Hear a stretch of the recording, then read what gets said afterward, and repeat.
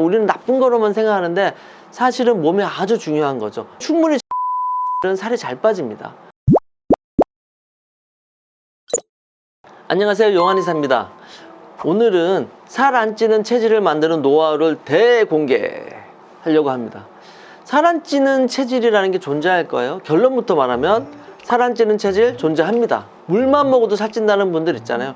그런 분들도 존재합니다. 제가 그런 분들에 대한 얘기는 다음번에 다시 말씀드릴 거예요. 근데 오늘은 살 잘 빠지고 안 찌는 체질에 대해서 얘기 드릴 건데요. 이런 몸이 어떤 몸일까요? 바로 호르몬, 지방, 에너지 대사를 제대로 하는 건강한 몸이라고 보시면 됩니다. 이런 몸은 기본적으로 살이 잘 안 찌는 체질이 되는 거고요. 그 방법을 제가 오늘 소개해 드릴 건데, 첫 번째로는 혈당을 조절하자입니다. 당이 과도하면 우리가 사람 몸에서는 이걸 저장합니다. 근데 저장을 무엇으로 하냐면, 첫 번째로는 근육의 글리코겐으로 저장해요. 근데 이건 짧게 쓸 수 있는 에너지라서 조금밖에 저장을 못해요. 그래서 이런 영양소를 많이 섭취하게 되면은 지방의 형태로 저장하게 됩니다. 이 지방이요, 우리는 나쁜 거로만 생각하는데 사실은 몸에 아주 중요한 거죠. 왜? 비축했다 쓸 수 있는 거예요. 예금 저축하고 똑같아요. 저축했다가 내가 돈을 못 벌면 뺏어 써야 되잖아요. 몸에서 바로 그 역할을 하는 게 지방입니다. 그래서 당을 많이 먹게 되면 지방이 늘어나는 상태가 되는데요. 지방을 바로 없애려면 혈당이 조절되는 게 바로 필수적인 거라는 거죠. 그럼 어떻게 혈당을 조절하느냐? 바로 올바른 식습관입니다. 첫 번째 주의하셔야 될 게 당을 적게 먹자. 특히 탄수화물을 적게 섭취하자. 요거를 꼭 기억하셔야 됩니다. 두 번째로는 올바른 생활 습관을 체득해야 합니다. 적게 먹는 것도 중요하지만 에너지를 제대로 소비하는 어떤 습관을 가진 게 되게 중요하거든요. 그래서 이 생활 습관에서 가벼운 운동을 계속 해주는 어떤 습관이라든가 이런 게 되게 중요한 건데요. 그런 운동 말고도 중요한 게 뭐냐 하면, 첫 번째로 잠입니다. 수면의 질과 양이 적으면요, 살이 잘 안 빠져요.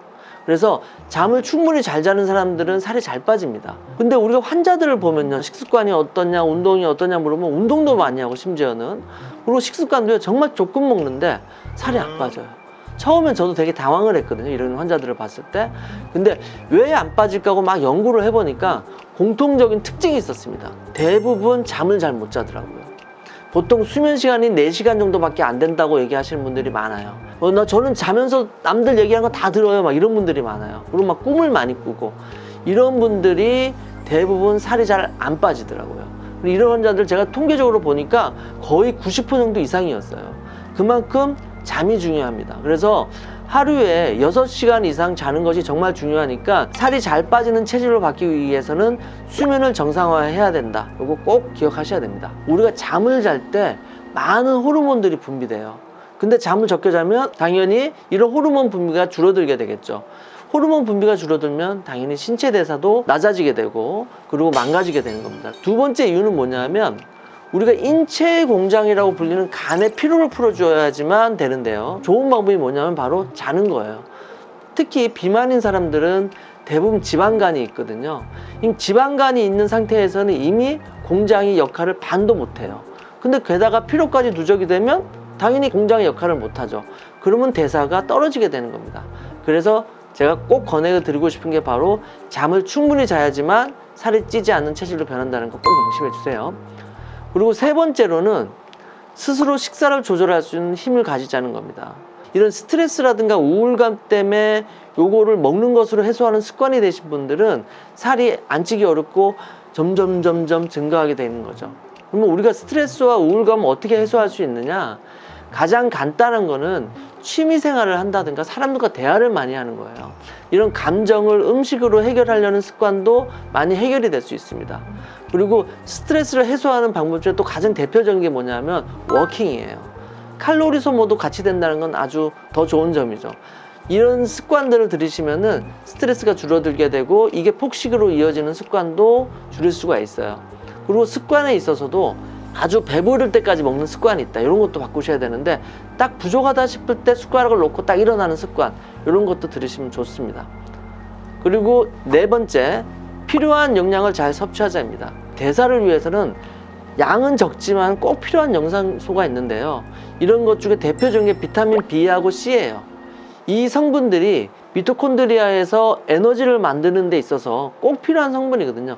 이게 없으면 같은 음식물을 먹었는데도 에너지도 못 만들어내니까 항상 피곤함을 느끼게 되고, 실제로 영양소가 잘 소모가 안 되게 되니까 몸에 잉여적으로 남는 영양소가 많아지겠죠. 그러면 살이 찌게 되는 겁니다. 그래서 뭐 제일 간단한 방법은 비타민 B나 C 혹은 다른 미네랄들을 건강기능식품이라든가 이런 걸 사서 먹을 수도 있겠지만 채소와 과일류를 섭취하는 게 가장 좋다고 보시면 됩니다.